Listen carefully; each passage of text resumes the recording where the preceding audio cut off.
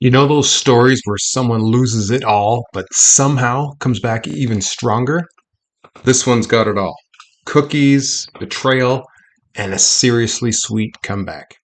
Hey friends, I'm Dennis Geelen, author of The Accidental Solopreneur. Welcome to the Happy Accidents Podcast, where we dive into real stories of unexpected success, from chance encounters in everyday life to the serendipitous moments that shaped thriving businesses. Each episode uncovers surprising events that anyone can learn from. Let's jump into today's adventure. Let me introduce you to Kathleen King. She's the accidental entrepreneur behind Tate's Bake Shop. Brand you've probably seen in grocery stores everywhere. But what most people don't know is that before Tate's became a household name, Kathleen King hit rock bottom. Kathleen started baking at just 11 years old, selling her homemade cookies at her family's farm stand in Long Island, New York. People loved them. She had that recipe of crispy edges, soft center, and a taste you couldn't forget. By her 20s, she had turned her childhood side hustle into a real business. She opened Kathleen's Bake Shop and built it into a local favorite. Her cookies were flying off the shelves. Life was good. But business isn't just about baking. And Kathleen would learn that lesson the hard way. As her business grew, Kathleen brought on two business partners to help scale things up. It seemed like the right move: get help, expand, share the load. But the relationship quickly turned into a nightmare. In 1999, seeking to expand her business nationally and reduce her workload, King brought in two partners, her longtime bookkeeper, Bob Weber, and his brother Kevin. Each held a one-third stake in the company.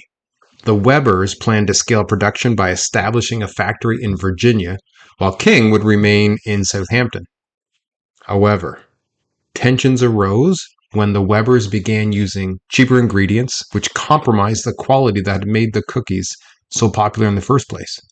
King objected, but they overruled her, asserting control over operations.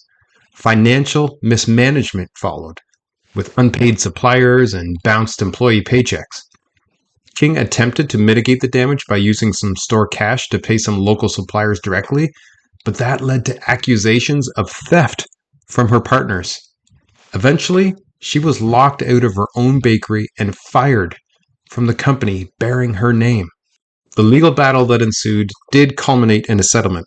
The Webers retained rights to the name, Kathleen's Bake Shop, while King herself regained ownership of the Southampton store, but assumed a third of the company's debt, now approximately $200,000.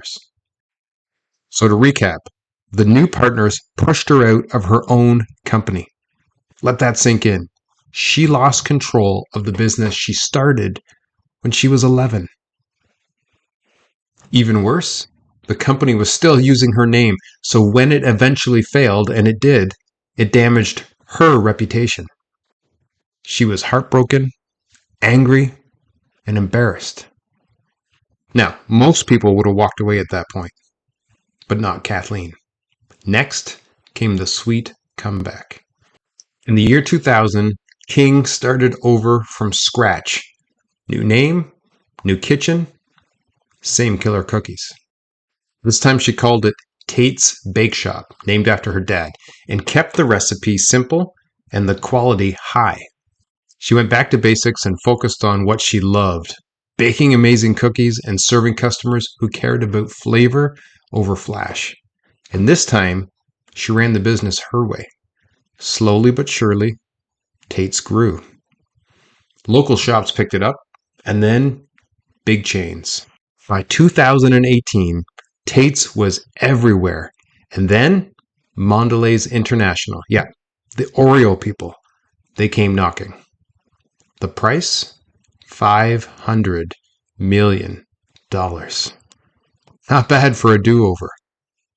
Now, would any of this have happened if she hadn't have gone down that route with those two partners? Or was that serendipity's way of saying, in order to really build this into something that is going to be worth something incredible, you're going to have to go through this terrible experience and start again from scratch? Happy accident? That's for you to decide. Either way, here's some lessons we can all learn from Kathleen's story. Lesson number 1, protect your name and your values. Kathleen learned that a business deal can cost more than just money. It can cost your identity. Lesson number 2, you can always start again. Even after losing everything, she came back even stronger with a better version of the business. Lesson number 3, focus on quality and your customers. She didn't try to build the flashiest brand the second time around. She just made ridiculously good cookies and let the results speak for themselves. And lesson number 4, recurring customers are gold. People didn't just buy her cookies. They came back for more, again and again and again. That kind of loyalty is every entrepreneur's dream. And speaking of loyal customers, if you're building a business and you want to make it more predictable, sustainable, and scalable, recurring revenue might be your next best move.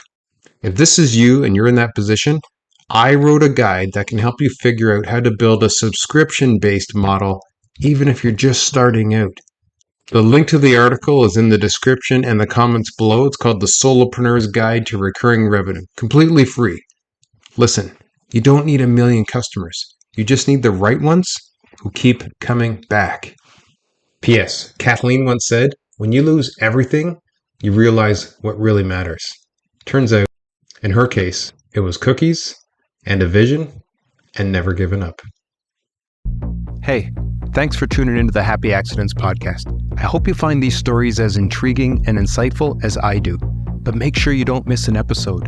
You can subscribe to my Accidental Solopreneur channel on YouTube and watch these episodes in video form, or subscribe to the Happy Accidents podcast on Apple and Spotify for your listening pleasure.